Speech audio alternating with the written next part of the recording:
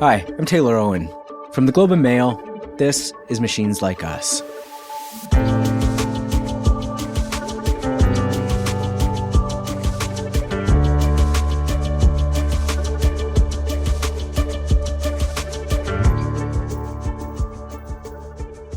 Last year, the venture capitalist Marc Andreessen published a document he called the Techno-Optimist Manifesto. Its core argument was that growth is good, regulation is bad, and that the only way to achieve real progress is through technology. Of course, Silicon Valley has always been driven by an optimistic view of tech. But now people like Andreessen and Elon Musk are pushing it to the extreme. And in their version of techno-optimism, the only thing getting in the way of progress is the government. But if that's the case, then how do you explain someone like Audrey Tang? Up until May of this year, Tang was Taiwan's first Minister of Digital Affairs. And she's incredibly optimistic about the power of technology, whether it's AI or virtual reality. But she's also a fervent believer in the power of democratic government, which means it's hard to put Audrey Tang in a box. But it seems like that's always been the case. Before she became a minister, Tang was an anarchist hacker, and she describes herself as non-binary, not just in terms of gender, but in terms of ideology too. So I wanted to try to understand why Tang thinks technology might actually lead to a better form of democracy. We recorded this interview a couple of months ago while Tang was still in her role as Taiwan's Minister of Digital Affairs. You'll hear us talk a lot about something called deliberative democracy, the idea that people can directly influence policy themselves, rather than just electing someone to do it for them. We get pretty into the weeds of how this might work, but at its core, this is a conversation about what a better democracy might look like, and how technology could get us there.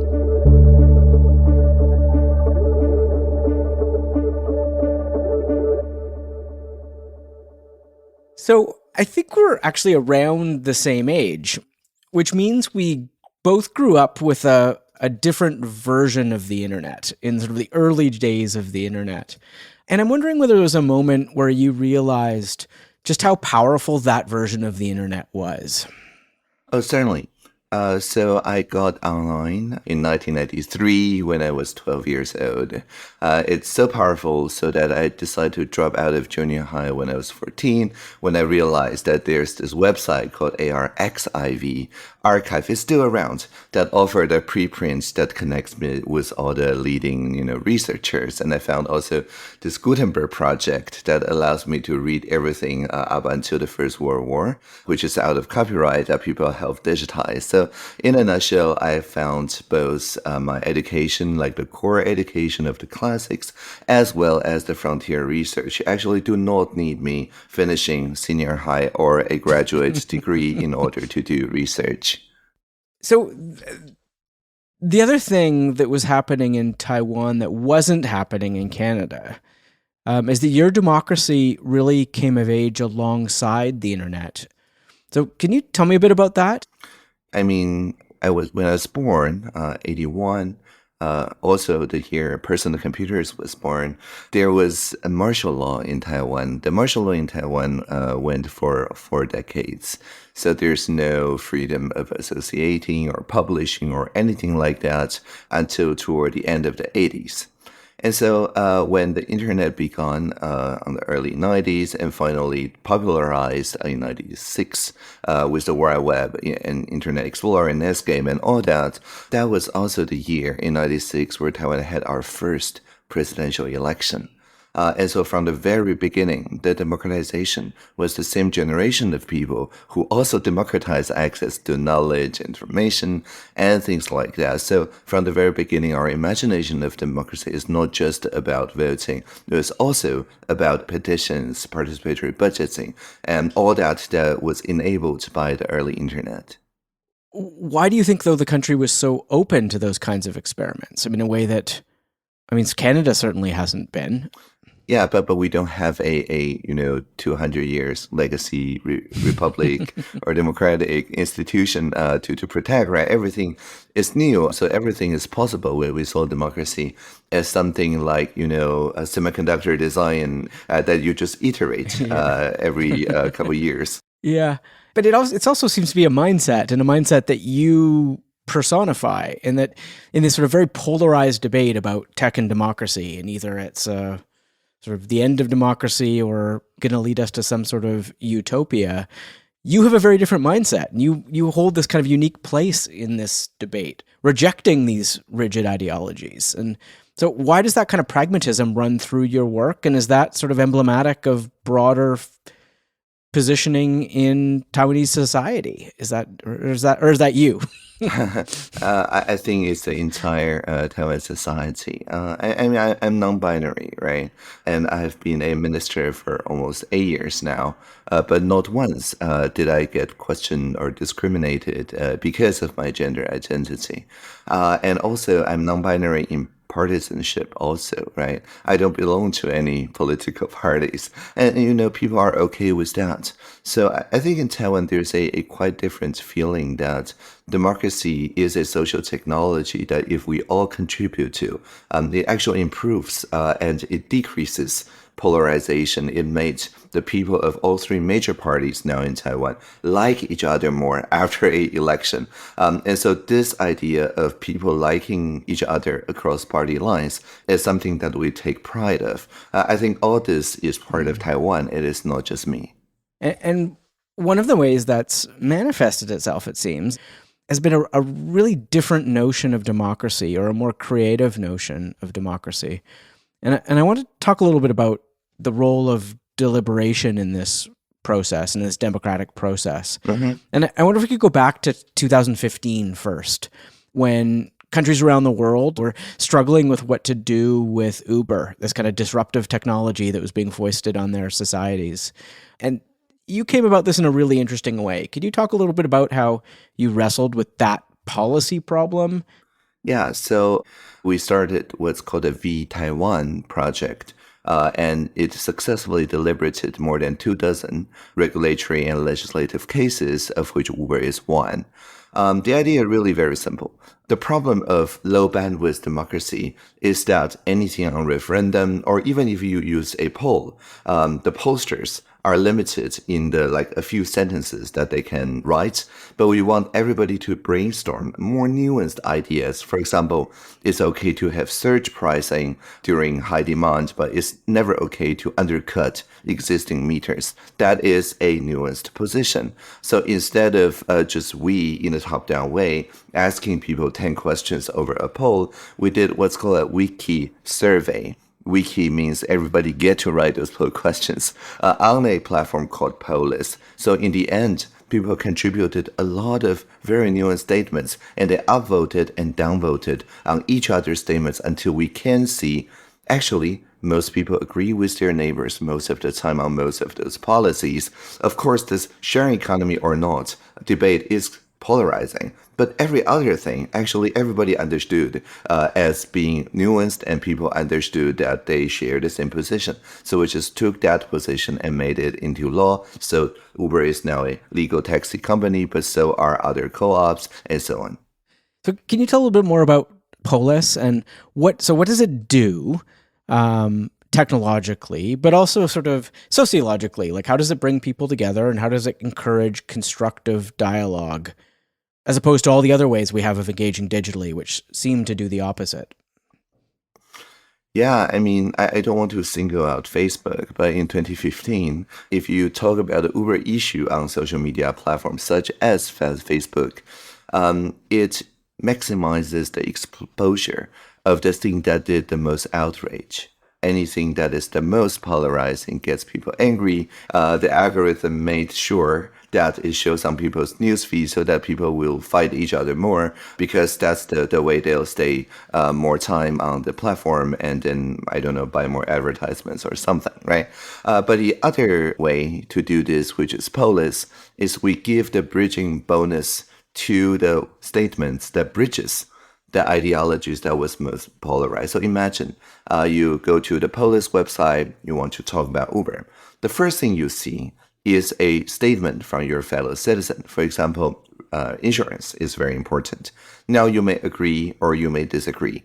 If you click agree, you see your avatar literally moving toward the group of people who also agree with that statement. And then you see another statement and you press agree and disagree. And then you saw yourself moving to a cluster of people feeling similar to you. But the most interesting thing about Polus is that it shows automatically what people in your cohort commonly agree, as well as what are the bridging statements that bring your group and the other groups together. So, for example, as we just talked about, surge pricing applying to high demand, but not undercutting existing meters and therefore harming taxi drivers. That is one of those early nuance statements that people saw across this pro-Uber and against Uber camps. People really agree. So as the system highlights those bridging statements, people took the perspective of each other, and you literally see those groups converge into a kind of blending volition. And then we just took that blend and made it policy. So I've been involved in a number of citizens' assemblies in Canada. We've done them around tech regulation over the past few years here. And I'm constantly struck by how amazing it is getting 100 citizens in a room together to talk about digital technology. And they come into it thinking they're going to hate each other because they've been having their conversations about the internet on the internet. And then they're in person, and the bridging you talked about that happens through Polus actually happens in real time over the period of days in person. And I'm wondering how you see that sort of, how can these tools be used to complement that? Or do you think they can replace it entirely? Like, is Polus a replacement for in-person dialogue, or is it? Definitely not. Okay. I suppose in your in-person dialogues, there are professional facilitators, right? Absolutely, yeah. People who do the kind of conversation focusing, people who build empathy, people who make sure that the bridges are written down. I think what Polus did is that before going into this synchronous mode of meeting together in conversation, it allows for a very long, like 3 weeks or more, agenda setting period where people learn about each other's positions quite gradually. But at the end of the day, like in 2015, we still have a in-person multi-stakeholder conversation live stream to be inclusive of people who cannot make it to Taipei. So I would definitely say Polus or other asynchronous technology is an agenda setter. It is a cost reducer, but it does not replace a synchronous mode of conversation.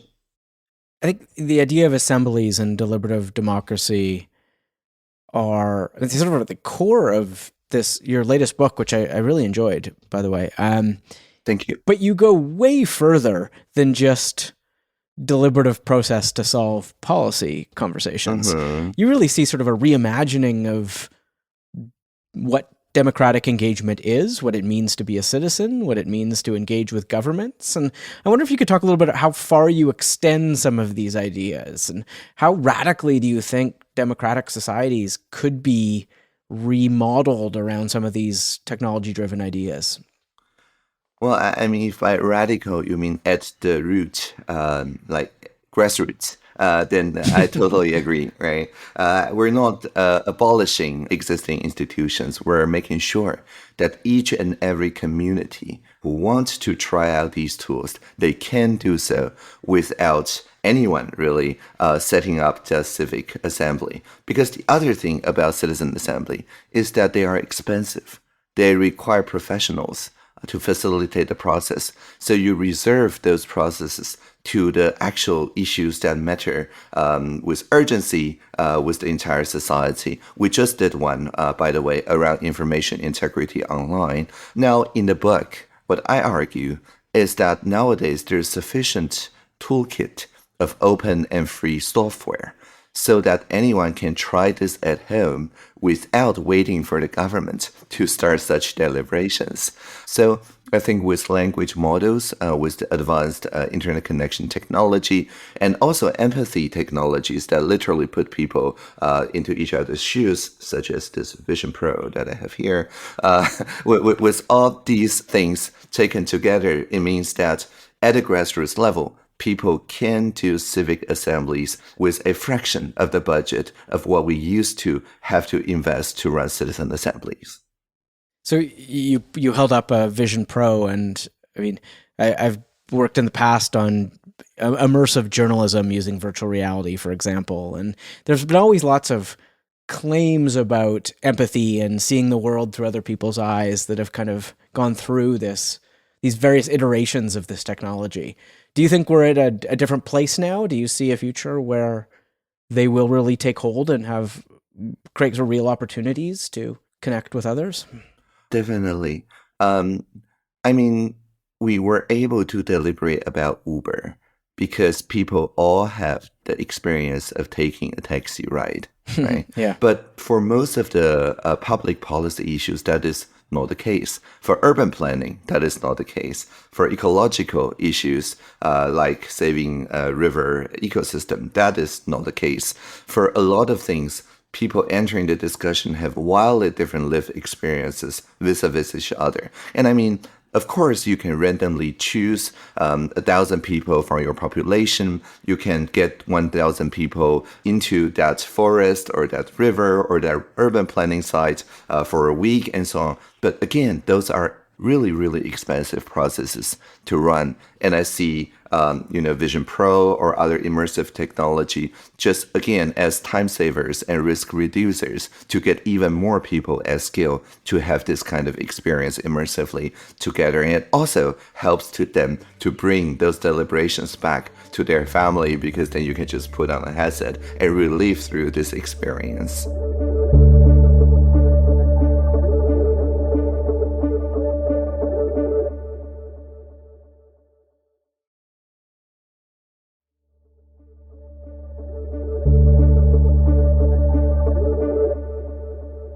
So I want to switch to talking a little bit about AI and how you see this kind of moment of technological advancement we're in.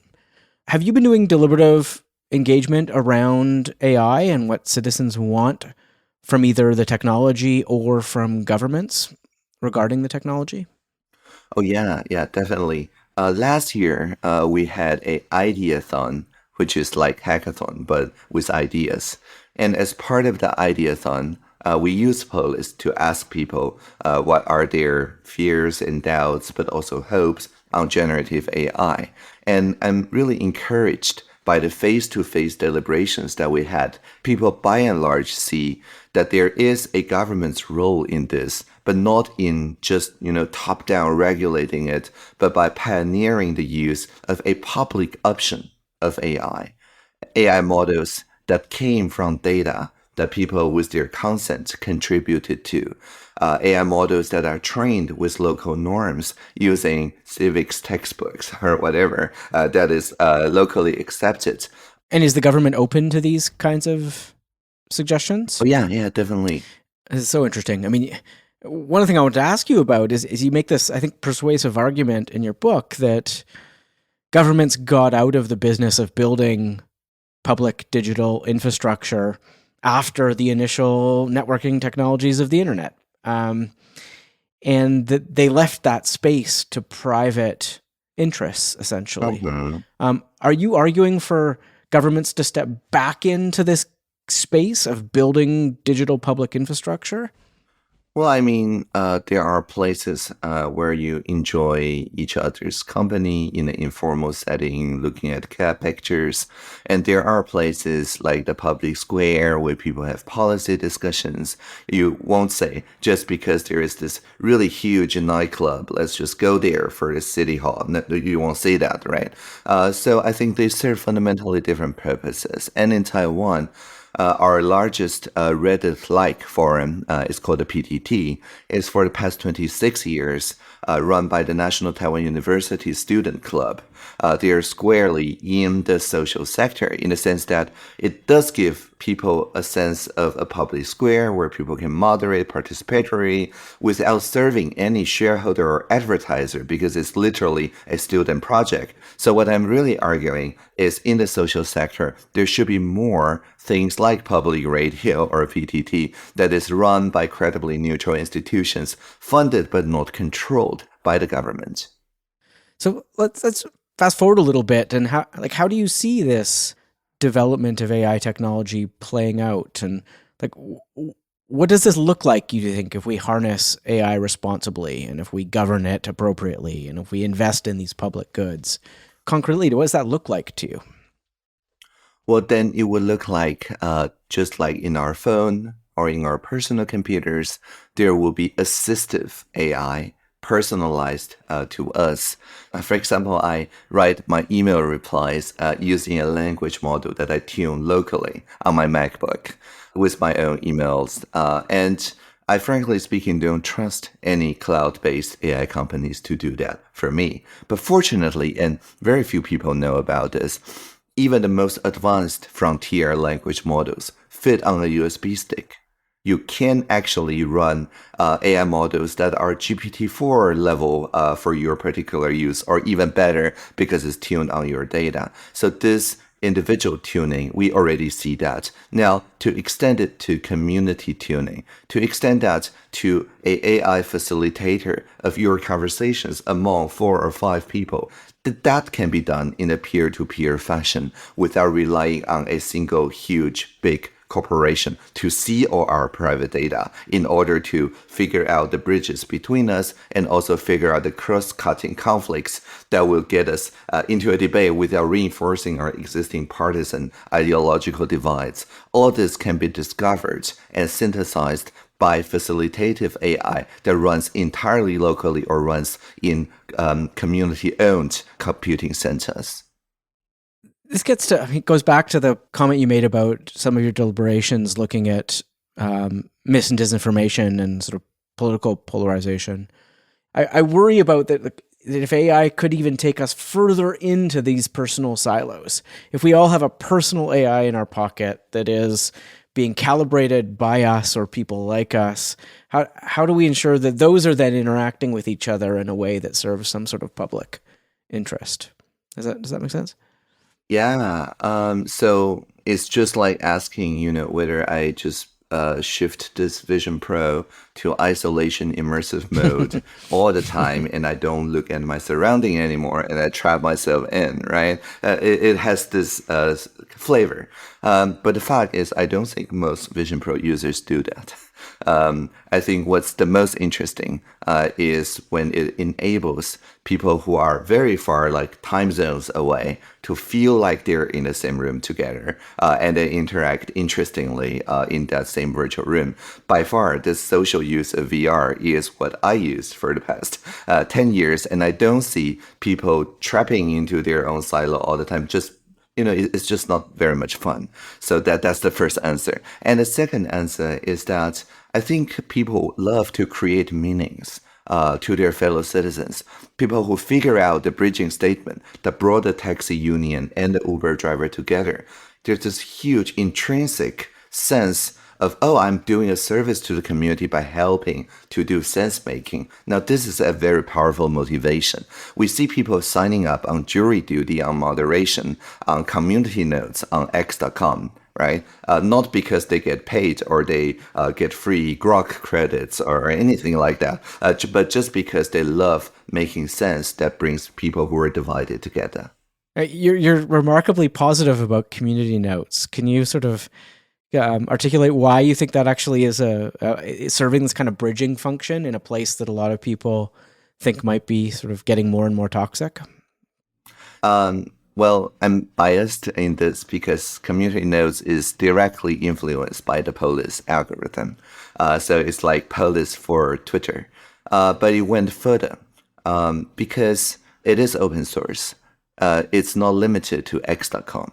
Anyone can take the community node algorithm and overlay it. So it has this potential to be a collaborative fact-finding process that cuts across different social media platforms. And this is very exciting because from our research in Taiwan, which is, for the past decades, the place most targeted for information manipulation attacks, we found that people build antibody to those disinformation attacks not by reading the fact checks themselves. That almost didn't work. It works to a very small degree. But if people went through the fact-checking process themselves, if people went through the citizen assembly deliberation, if people have contributed to community notes, that shields their mind against polarization and information manipulation, because then they've learned to see things like a, investigative journalist.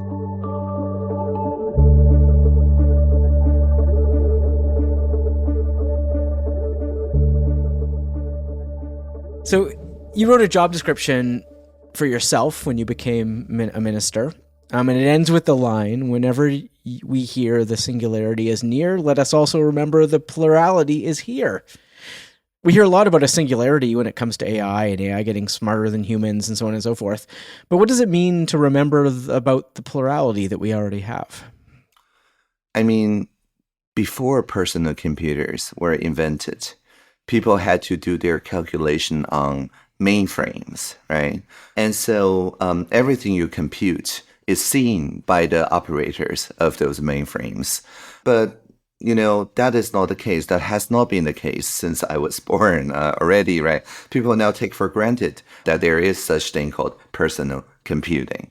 And so the AI, it is the same. If we just assume that everybody subscribe to the same huge AI companies, which provide is a one-size-fits-all model to everybody, then naturally they will get more and more data. But it does not have to be the case. We can train our AI in a federated fashion with my laptop and your laptop. We can tune our AI in the community fashion by co-creating a constitutional document, which, by the way, the Frontier Lab Anthropic did an experiment using a crowdsourced constitution by 1,000 statistically representative Americans. And it turns out the people's AI performs equally powerfully, but far less discriminatory than the one that is created by the lab, by their researchers. So I'm not bashing those top frontier labs. I'm saying their enormous resource can be reinvested on this kind of community alignment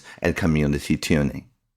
I mean, there's a few things in tension there. I mean, one, leave Anthropic aside a little bit, but some of the other technologies developing our frontier models are some of the biggest and most profitable companies in the world. If we just take Microsoft, Google, and Meta. And those incentives are clearly driving the development of these models and this technology. Do you think those sort of forces can be challenged in meaningful ways by more open, collaborative models? Yeah, I mean, just look at the EU, European Union AI Act.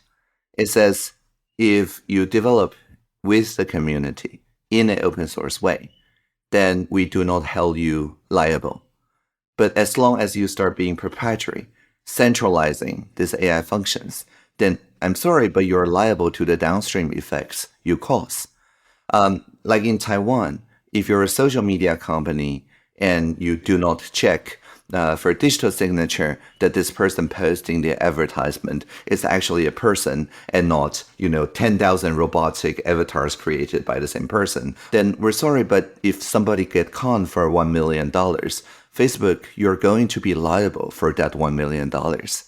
We are in the middle of that debate in Canada in many ways. We're struggling with how to sort of push back against, in some ways, some of these large technology companies in the way, as you mentioned, Europe and Taiwan have, but also take advantage of this industrial boom that's happening in America right now, or this investment that's happening in the space. And how would you, speaking to Canadians, how would you advise us to navigate that? I think the threat of social sanction is the real counterpower against those huge big tech.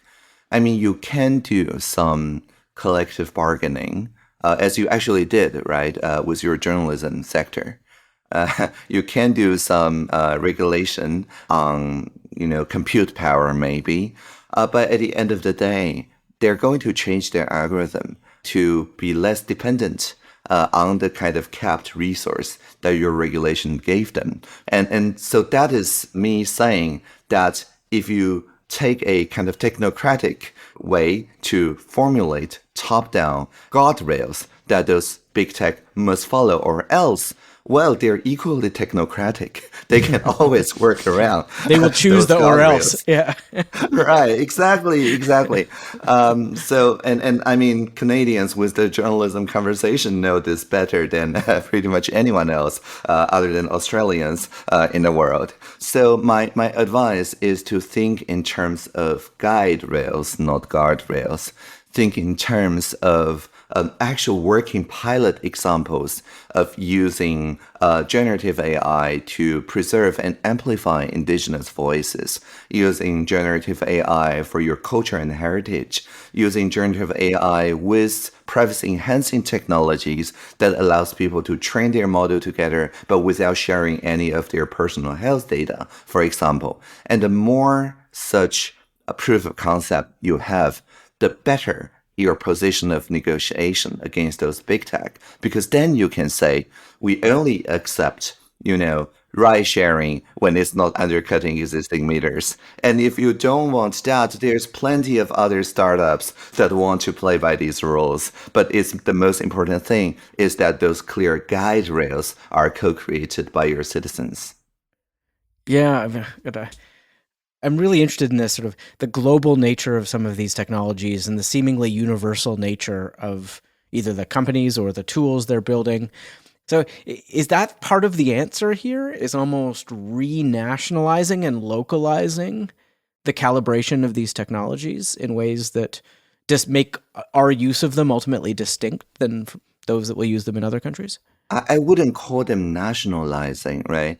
I would call them I don't know whether in Canada you say the social sector or the voluntary sector or the third sector, but it's all the same thing, right? I think the social sector is particularly important because as much as people distrust the big tech with their private data, there are also some healthy amount of people who don't trust the state for the personal data handling. Well, and that group is growing, right? Indeed.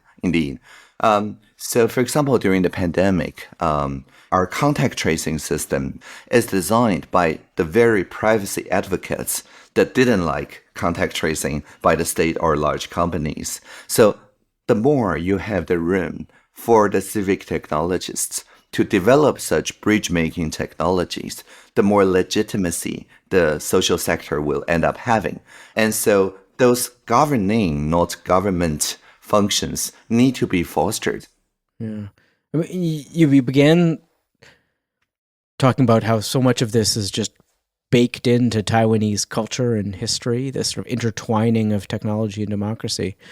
But it really does imply a pretty big paradigm shift here, where we are, for better or worse, sort of accustomed to the institutions as they were built over the last 100 years. So how would you urge a society to sort of start to make this transition and start thinking about both technology, but also democratic society in this more decentralized, as you say, way, or just more nuanced way, really? Well, I mean, Taiwan had for decades of martial law. In 2014, when we started bringing Polus-like technologies, the approval rate of the administration at the time was 9%. Right, and people were very polarized. All right, fair enough. It's not like we start with the easy mode. We started with the hard mode. So, so my point being that even amidst rampant polarization, even amidst distrust of any new technology deployed by the state, you can still build meaningful coalition between civil society organizations. And that's where I would urge people to start to plan out your community matters. It's always easier than debating national scale Uber policies. So start small, start community level. And in the book, we have a lot of very concrete toolkit that you can then use to build plurality or collaborative diversity on a very local level. Well, look, I highly recommend people read the book and look for these kinds of examples in it because they're very powerful. And I agree with you that it's through experimentation and through participation that we can change these sort of big structural dynamics. But look, I read that you close many of your meetings and speeches by quoting Leonard Cohen. So as a Canadian and on a Canadian show here, I feel like I need to give you that opportunity. Is there a Leonard Cohen lyric you want to leave us with? We talked about the polarization, the gaps between people's party or ideologies and so on. But in Taiwan, we see conflict as a fuel for co-creation, right? There is this idea that any conflict, if it doesn't reinforce existing gaps between the society, but rather like for the ruling party and the opposition party, if they're roughly 50 and 50 people against a foreign idea, then you just created a new gap, a new cross-cutting division that will help heal the party politics, right? So I think I'll close with one of my favorite Leonard Cohen stanza for this. Goes like this. Ring the bells that still can ring. Forget your perfect offering. There is a crack in everything. And that is how the light gets in.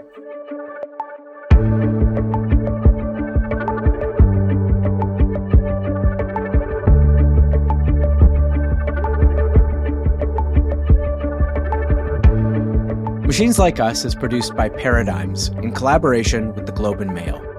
The show is produced by Mitchell Stewart. Our associate producer is Sequoia Kim. Executive producers are Kathleen Goldhar and James Millward. Our theme song is by Chris Kelly. A special thanks to Matt Frainer and the team at the Globe and Mail. If you liked the interview you just heard, please subscribe or leave a rating or a comment. It really helps us get the show to as many people as possible.